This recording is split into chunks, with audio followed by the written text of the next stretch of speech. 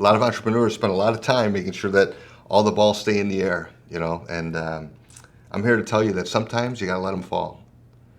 Right? It's a little unpopular. We don't like it, right? The last thing we want to do is see that, but something positive happens out of tension. Something positive happens out of failure.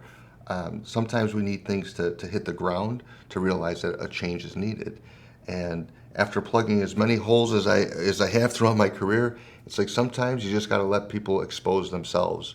And so I've had things from putting on family events, people organizing these things, and it's like, hey, man, you're going about this in a way, you're going to alienate a lot of people. They're not going to go along with it, and somehow I'm the problem. But sure enough, that crash happens, and it's starting to separate myself from, hey, do you have to stay involved in that? Like, why not let it crash? Well, it's going to be a problem.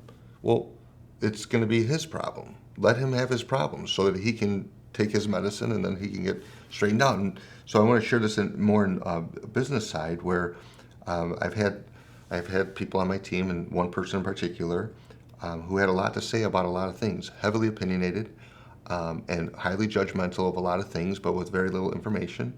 And we had a meeting, and we're going to talk about things, and they just made this outrageous claim. And so I just ended the meeting. Instead of explaining it and going through it, I just ended the meeting, and I let the person completely crash. And then I'm coming back and saying, well, wait a minute, what about this? What about that? And all of a sudden their tune changed.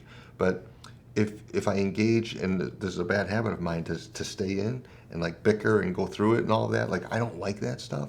I'm not very good at it, but it's also counterproductive.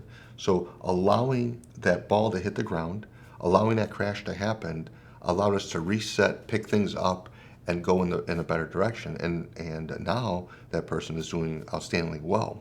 But I had to let them crash. I had to stop letting them say all their negative things that they had to say and go through all of that nonsense and like keep on perpetuating the stuff that they were saying.